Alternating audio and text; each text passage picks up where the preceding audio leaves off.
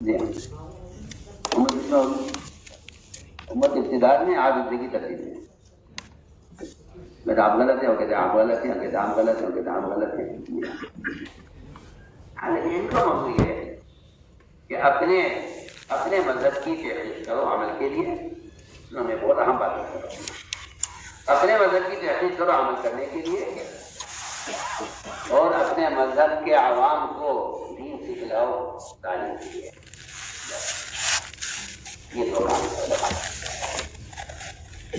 یہ دو کام علماء کے اپنے مذہب کی تحقیق عمل کرنے کے لیے اپنے مذہب کی تعلیم جاہلوں کو دین سکھلانے کے لیے.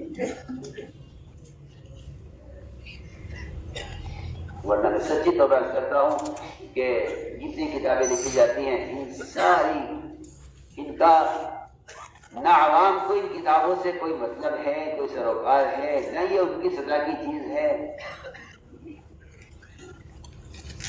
کتاب سے کتاب کتاب سے کتاب کتاب سے کتاب. میں کہتا ہوں کتاب سے کتاب لکھنا ایک ضرورت سے کچھ بھی نہیں ہے.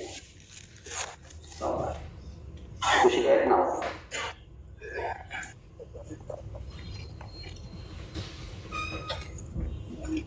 شروع میں تو یہاں تک ہوا کہ حدیث مت لکھو کیونکہ قرآن حدیث میں التباس ہو جائے گا.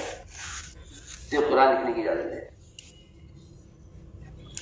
صرف قرآن لکھنے کی اجازت ہے. حدیث قرآن کو سے الگ کرو.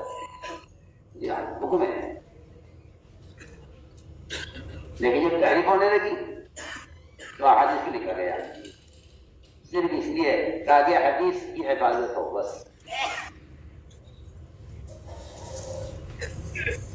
تو میں عرض کرنا چاہتا تھا کہ تعلیم صحبت چاہتی ہے. تعلیم صحبت چاہتی ہے اور علماء عوام کے سمندر میں عوام کے درمیان اترے ہیں. اصل مقصد ہمارے یہاں تبلیغ میں نفر کا مقصد ہی ہے. تو علماء یہ چاہیں کہ یہ کتاب لکھ لیں عوام کتاب پڑھ کر عمل کر لیں. میں سمجھتا ہوں کہ یہ دور نبوت دور خلافت دور صحابہ کے نظام کے بالکل خلاف ہے.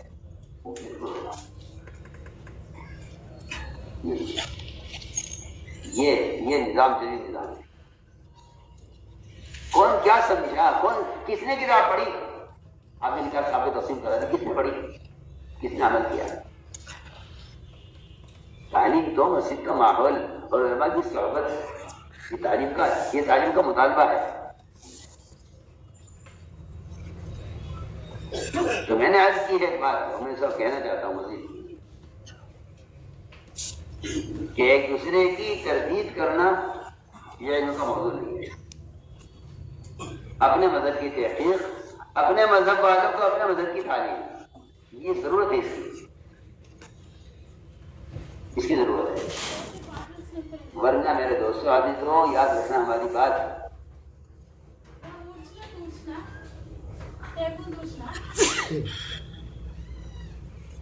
جاہلوں کا تعصب اتنا خطرناک نہیں ہے جتنا نعوذ باللہ اہل حق اور علماء کا تعصب خطرناک ہے. بہت خطرناک ہے. حضرت علی رضی اللہ عنہ بہت خدا کی بات ہے. حضرت علی رضی اللہ عنہ کا علم بہت گہرا تھا. وہ فرماتے تھے کہ ایک زمانہ آئے گا کہ جب تمہارے علم کے حلقے سے ایک طالب علم اٹھ کر دوسرے حلقے میں جا کر بیٹھے گا تو تم یہ کہو گے تم تو میرے حلقے گئے تم مجھے حلقے میں کیوں گئے. کیا بات بتا دیں زمانہ آئے گا یہ ناپسی دنیا پیدا ہوگی.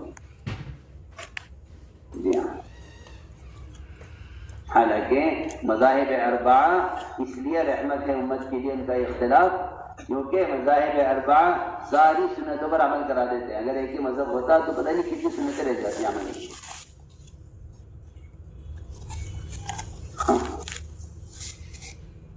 اور میں کہتا ہوں ایک جدید تردید کے تو موضوع ہی نہیں ہے.